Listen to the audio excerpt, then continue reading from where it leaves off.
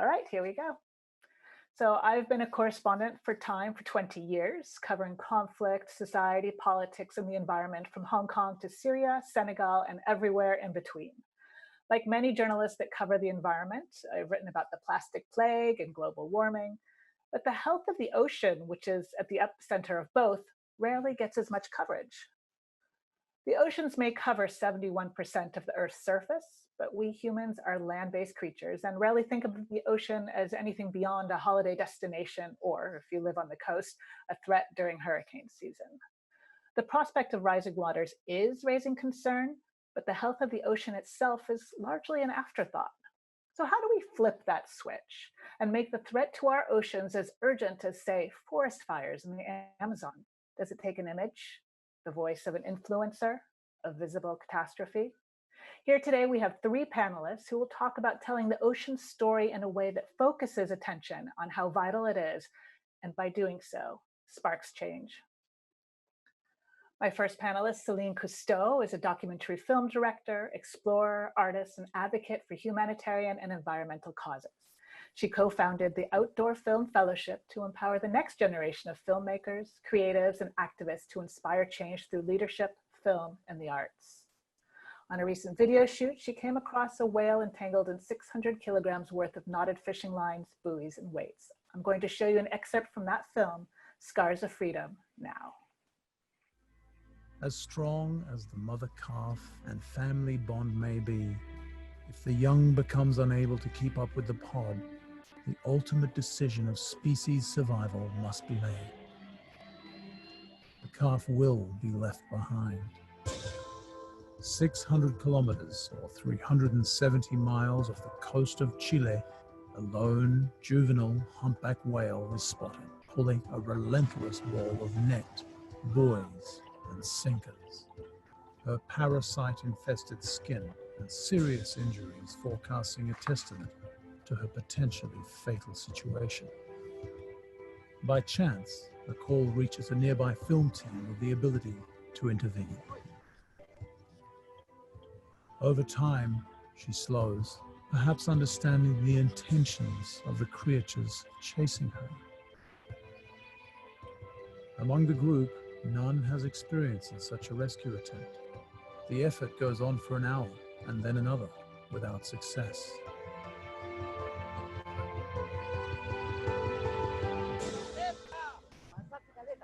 All right. Part sailor, part storyteller, Amory Ross has been an onboard reporter for the past 3 ocean races. He's also been a photographer for the America's Cup and the US sailing team at the Brazil Olympics. He uses sailing to teach a wider audience about the ocean. Here's a trailer from his documentary, Lines to Hawaii. I've heard legends of the healthy ocean ecosystem and whispers about potential surf spots. It's driving us to go see the place firsthand.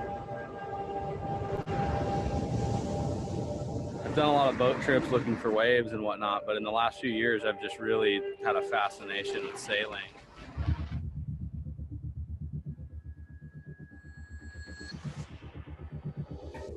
We're trying to go to these remote islands in the Line Island group.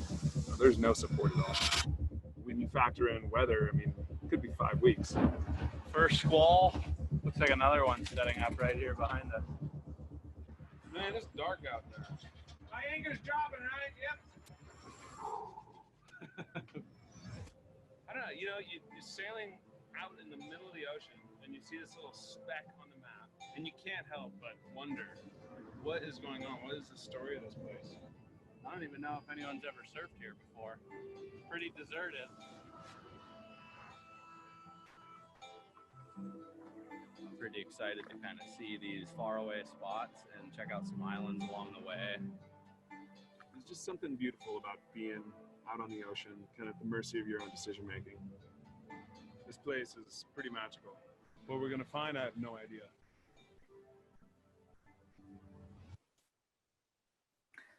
Thanks. And Christina Mittermeier is a photographer and marine biologist who has used her camera to tell the ocean story for the past 25 years. Her Instagram page is both a balm for the soul and a wake-up call. The co-founder of sealegacy.org, she is now working on a new project to change the narrative. It's called Only One.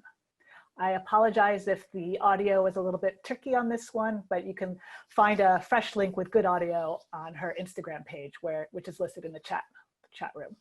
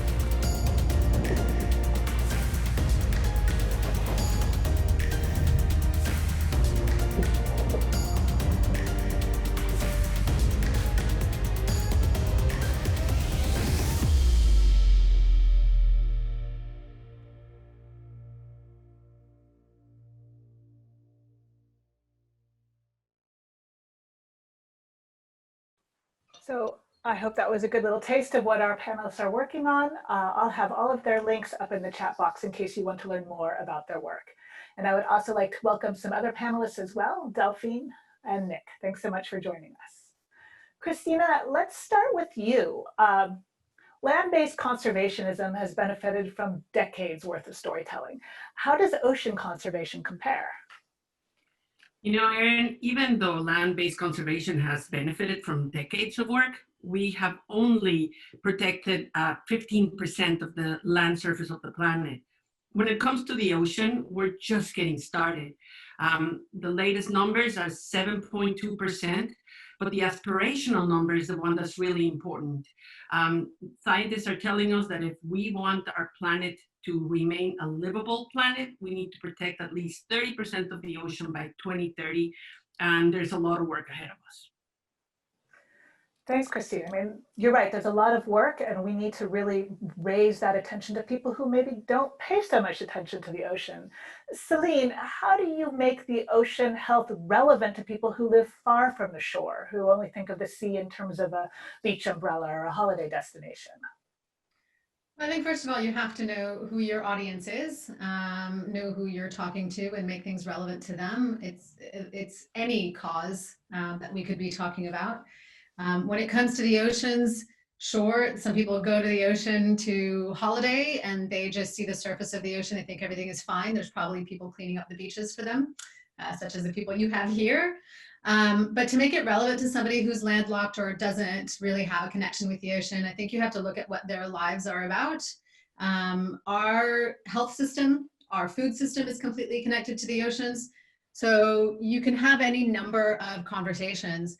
If anybody eats something from the oceans, you can have that conversation and say, well, do you know where your seafood comes from? Seafood traceability is a really big issue. It's very complicated. It also involves human slavery and human rights. When you talk about the open oceans and the ships that are out there and we have absolutely no idea what's going on. We talk about plastics quite a lot these days. So if somebody is concerned about their health, they probably should know there's quite a lot of plastic being ingested by ocean life that comes back onto our plates. Don't think anybody in their right mind would eat a plastic bottle. So I think we can have that kind of conversation with them. And then people who are somewhat sensitive already, we can talk about unsustainable fishing and the harm that it does to the oceans. The fact that climate change is completely altering the state of our oceans to where it's going to be really detrimental to our well-being, as Christina and Emria also know very well. So I think that the food system is one very clear way to do that. You know, even if people don't eat something from the oceans, much perhaps like a lot of ocean advocates don't, There's still a lot to be learned from the oceans in terms of our potential future pharmaceuticals, where bone grafts are being done using coral, and all kinds of information about health is coming from the oceans. So that's something really to be able to share with a lot more people. So bringing it down to our stomachs. Amory, how about reaching an audience through a different way? How does sailing enable you to reach new audiences through sport? I mean, sport is about so much more than marketing and money and, kind of performance. I think anyone that knows sport knows that there's also a strong element of value involved in social cohesion, and sport is also global. It has the ability to cross borders, or in our case, oceans. It's a global sport, and any country that has a coastline is relevant in our world, and that's a really powerful tool. It also doesn't distinguish with things like demographics. Sports stars and sports fans come from anywhere and everywhere. There's no sort of category where they're stuck in a zone or anything. So it's my job to tap into that global appeal of sport and sailing to spread our message and educate people about the importance of the ocean, and of course the situation they currently find themselves in. So we sail around the world for nine months, and every ocean we cross, every city we visit, there's something to highlight. There's a message to tell, and an environment that really needs our attention, and a message to amplify there. So it's really, I look at it as it's just a way to reach a new crowd that we might not otherwise have stumbled upon. So it's something that I take very seriously, and I obviously don't have the conservation abilities of either of the panelists, but sport has a lot of ways to bring that element that we call our playground into light. So we want to expand the audience, reach people we wouldn't normally reach through the ocean, in whatever way that is. We want to bring it relevant to your life, what you eat, what is on your plate, who cleans up the beach that you use for your holiday destination. And we want to remind everyone that we still have a lot more work to do. On that line, Christina, are we spending too much time on the doom and gloom scenario? I mean, should we be changing the narrative to one of hope or action rather than what's going wrong? Sorry, my phone just fell. Yes, absolutely, Aryn. And not only are we spending too much time on the gloom and doom because the situation is pretty dire, we're not reaching a large enough audience. So a huge part of what I tried to do during my career over the last 30 years is figure out, how do we talk to people who don't have a background in science, who are not interested in snorkeling? How do we bring a larger audience into what I think is the most important conversation of our lifetimes? I started out as a scientist many years ago, and I realized that when you write scientific papers, you're speaking to a very small segment of the population who actually has a background that allows them to interact with the information. I discovered by accident that photography is something that's really available to all of us. We, especially these days, we all carry a device in our hands that makes us experts. And therefore, we can open a bigger door for everybody to ask questions, to become involved, to not feel intimidated by wanting to know more about how do we save our planet, how do we save our ocean. And when it comes to the narrative, I look at some of my favorite speakers. My favorite speech of all time, of course, is Martin Luther King, Dr. King, with I Have a Dream. And he doesn't start by saying, I have a nightmare. He starts by painting a picture of hope and aspiration for us. So recently, a group of scientists led by Dr. Carlos Duarte wrote a beautiful paper, and it's a blueprint for how do we restore the health to our oceans by 2050. At Sea Legacy, we have taken that narrative pretty much as a roadmap of how we talk about these issues in a way that guides audiences almost in a hero's journey towards these big aspirational goals for conservation. And you have to do it in a way that is a narrative, that's a story, that people who have never had an interest in whales or sharks all of a sudden go, oh my God, I relate to this. And then you have to give people an opportunity to interact, to participate, to take action, whether it is adopt a coral or, help disentangle a whale, make a donation, sign a petition. Most important thing is you have to tell them how the story ends. You have to bring them around to say just what Celine showed us so beautifully. If you can free an animal that's entangled, if you can restore a reef that's damaged, it feels really good, Aryn. And especially young people, they want to do more of that. So I think hope is the antidote, and I think a positive, optimistic narrative is the key. Yeah, hope is the antidote, exactly. And we also want to expand audiences in a way that, well, influence perhaps. Emery, you took a world-class snowboarder and a surfer on a 20-day expedition from Tahiti to Hawaii, as we just saw in your trailer. How does that kind of experience change their perceptions of the ocean, and how did they spread it to their audiences that maybe hadn't been paying attention to ocean issues before? Absolutely. I mean, that was a really fun trip because we took two guys who were essentially, at the top of their respective careers in sports, one being a world-class snowboarder and the other being a world-class surfer, but neither had much of an opportunity prior to this to spend so much time offshore. And you see the effect on them, that unsettling lack of wildlife in the Pacific. And we conducted a 21-day microplastic citizen scientist research project, and the entire stretch, I think it was like 73% of the water that we pulled was full of microplastics. And these are guys who maybe aren't too familiar with the plight of the sea, and they just, to sort of experience their introduction to the ocean and its struggle, and watch, two guys that have such an, to use your word, such an influence. Athletes these days are really powerful influencers, and in 2020, that means that they're also really powerful storytellers. You have to be good at both of those skills, and that extends into their world, extreme sports.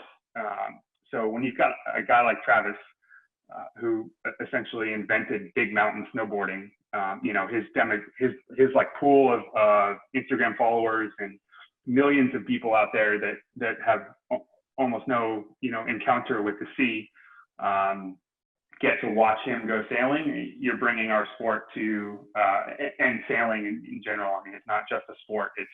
It's the passion of being on the water and feeling the power of the wind and all those things. And when you see the reaction to his crowd, when they start to understand the core fundamentals of our crowd and what we love, it's extremely effective. And the same with Ian. They're both Red Bull athletes, and so many kids look up to those guys, and they really tick like the cool factor box, and they have an ability to reach people that we, sailors don't always. So if they talk about the oceans and sailing for just 5 minutes, it really goes a long way, and they can change perceptions about the sea, and people can start correlating people from Colorado or Wyoming or the northern island of Japan, wherever these guys are legends, can start understanding the implications of their actions and what they do and how that also impacts the sea. And that's obviously really important. And that implication of our actions, I mean, you guys were looking at microplastics in the sea. Celine, you were documenting the impact of fishing on whales, and with the ocean debris that's left over from the fishing industry. A spoiler alert to everyone who watched her video, that whale did escape. You should watch the whole thing. Celine, you work on these stories with emotional and personal depth. I mean, is that a vital part of engaging an audience? I think emotions has to be involved. We're sensing, feeling creatures on all levels. With the work that Christina does, for example, in creating just this beautiful imagery, it brings and draws the person in, and then you tell them a story. I think same thing with sports. It involves all of your senses, right? There's the adrenaline side of it, there's the rush, but there's also just being out in nature. So I think we have to touch on all the senses. We can't just have a scientific paper, right? And talk about the intellect side of things. We need to remember that we hear, we smell, we feel, we see. And if we can tap into all of those senses, then we really have a holistic story in being able to share something with someone that will appeal to them on a different level, depending on what they're sensitive to. Bring in the snowboarders, we have to bring in the scientists and the storytellers and the influencers in order to be able to access people where their emotions are most prominent. But I do think things start with emotions. And then you take that moment and recognize that, you know, passion is also contagious, right? When you're around somebody who's really energetic and passionate about what they do, you kind of lean in and you want to know a bit more. And in that moment, you can gift somebody with a story and gift somebody with energy about what's important about what you do. And I don't think, you know, a lot of people ask me, oh, well, I'm just one person, what can I do? Or I'm not involved, I'm not an advocate, I'm not an influencer. To me, those are poor excuses, because I think we all have gifts. We all have talents and skills that we can lend to causes. I encourage people who are accountants, or who are in PR and marketing, who are business professionals, to come in, help organizations, help fundraise if you know how to fundraise and write grants. If you know how to do PR and marketing, come see any three of us. We're certainly in need of all of that. If you are from a corporation and want to sponsor, I think this is where I feel like all of those skills are something that we can gift. So don't underestimate what you have to gift, and just think creatively about what you care about and move forward on that every day. Wow, yeah, so you hear that, everybody using their talents, their gifts, helping out where you can, even if you don't feel like you're an expert on the science or you're not a surfer, like you can help in any way. I'd like to thank our panelists for their initial insights. I want to open this up to the audience. Do you guys have any thoughts or how we can speak on an ocean that can't speak for itself? I'll go to some panelists in the video first, and then I have a couple of questions lined up from the chat. So do we want to start with one from the panel?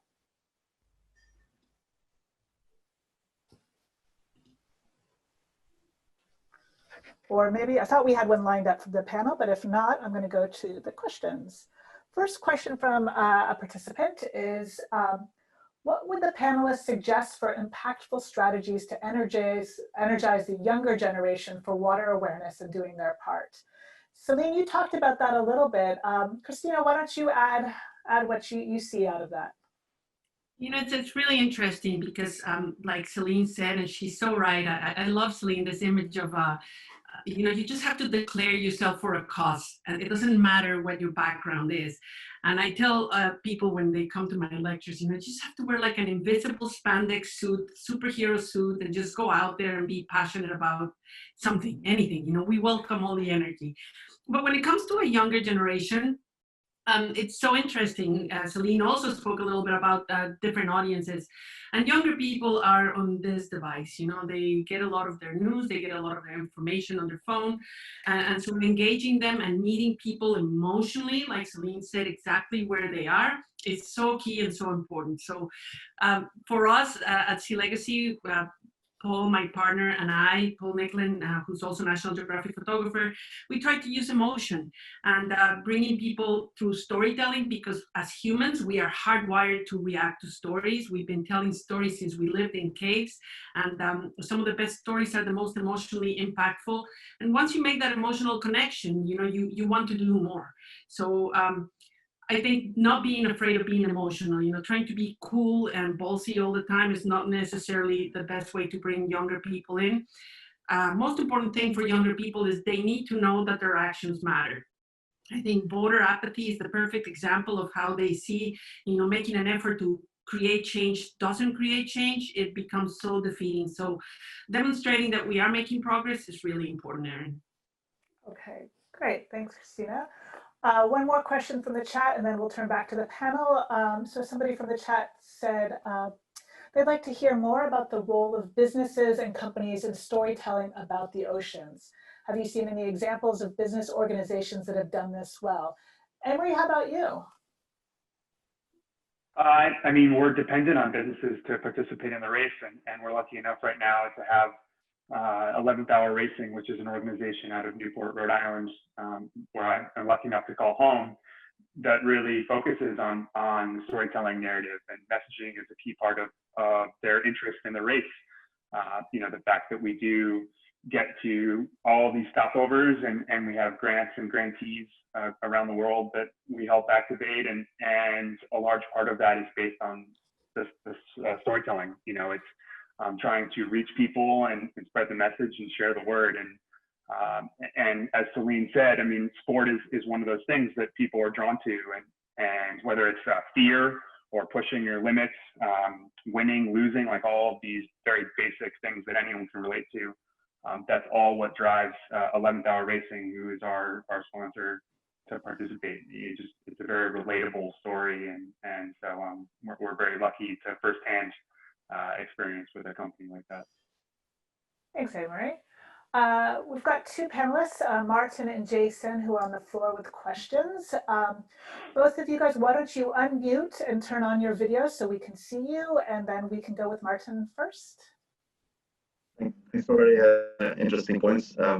I guess the aim of all of this we're talking about is to reach out to the bigger public, I guess. And I mean, the connectedness with the ocean health goes both ways, of course.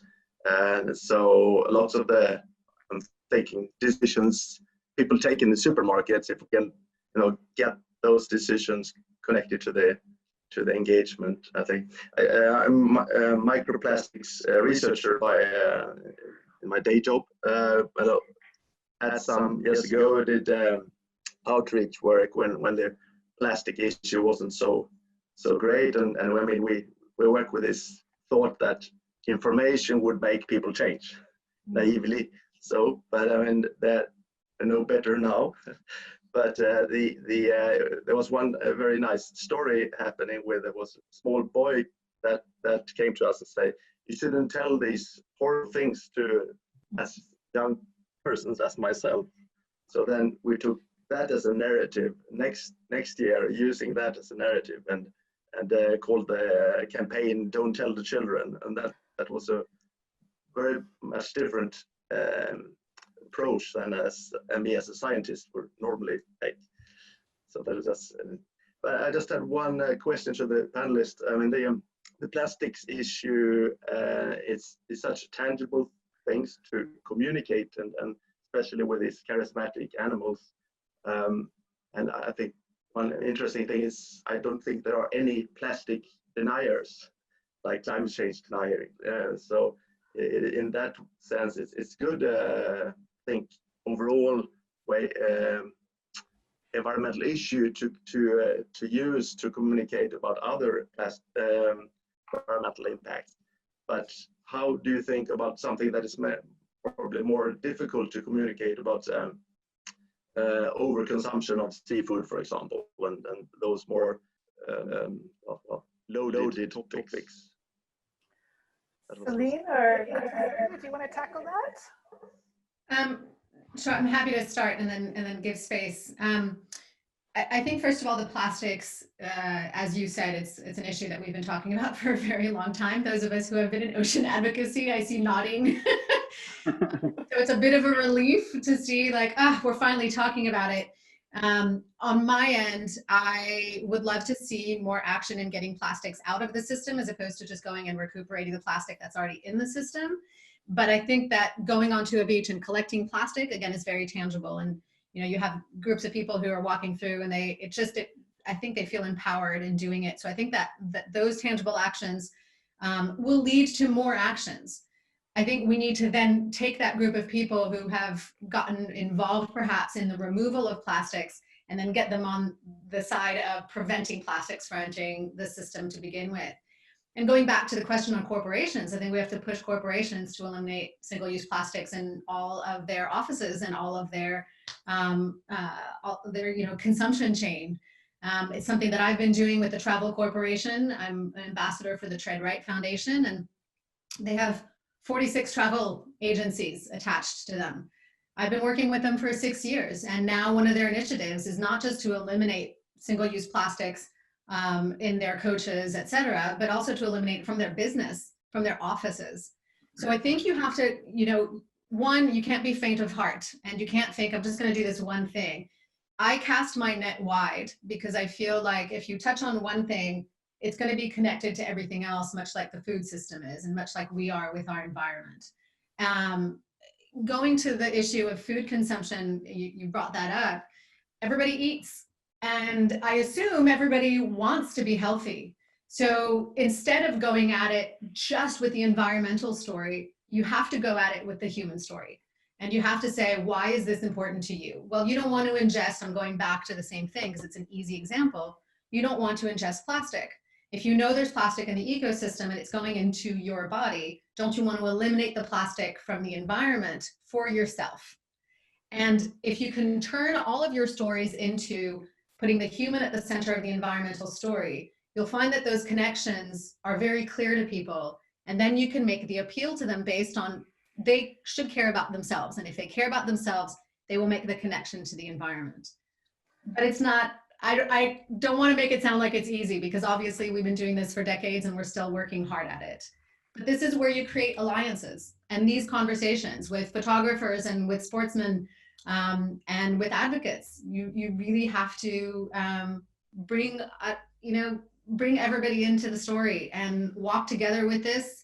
We're not going to get there if we keep standing on our own. Thank you, Celine. Christina, I want to save your answer for the next question because we have just a few minutes left. So Jason, I think you're waiting to ask your question. If you could unmute yourself and come on screen, ask your question. And then at the same time, I'm going to add one from the audience. And Christina, it's all on you to answer them all. Yes, thank you first for all the inspiring speeches and talks of you. It's very cool to hear that. I'm part of the Dutch organization, Dutch Wavemakers. And we inspire the younger generation about water awareness and what they can do in order to do their part.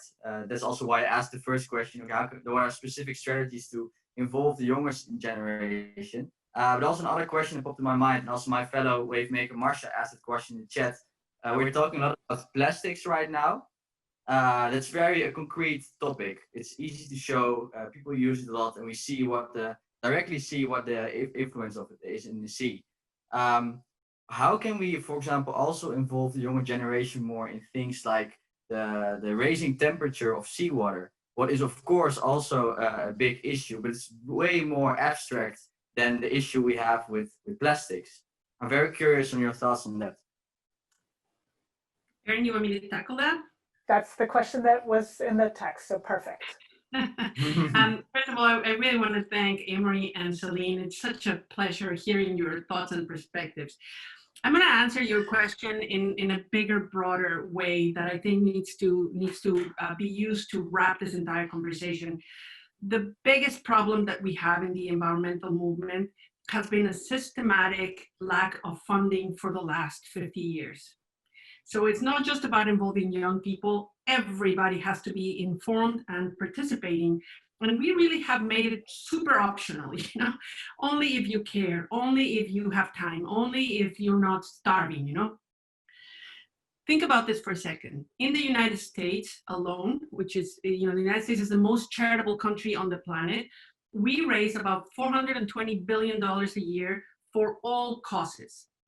32% of that goes to religious organizations, followed by health, education, art, humanities, all very important. At the very bottom, 1.8% is dedicated to something called the environment, and that includes all of our planet's rainforests, all of the ocean, all of climate change, all of wildlife, plus cats, dogs, and horses. So from my point of view, if we're going to save our planet, we better start praying because there's no money for it. So bringing it back to corporations, a lot of corporations want to do the right thing and they have all the power and all the money. They're the ones that need to be investing in a much more significant way, not just to involve you as a young person, but all of us in the solutions. If you think about a little more about that number, 1.8% of that amount that Americans donate, only 3% of that goes to communications. We have failed the environmental movement because we don't have the resources to inspire to communicate.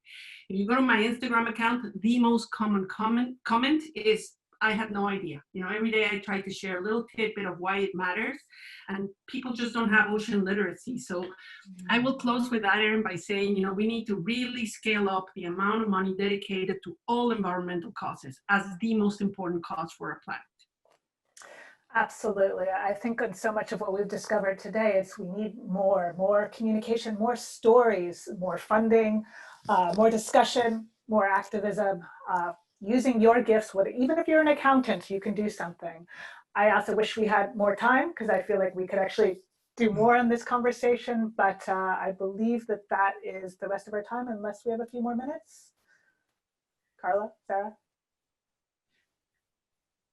No, unfortunately. Unfortunately, we don't. Okay, there we go. So I thank all of my panelists, all the audience. I really appreciate your time and thank you for contributing. And I hope you will go on and continue the conversation in the chats so that you can learn more and keep working on this issue. Thank you. Thank you, everyone. Thanks for having us.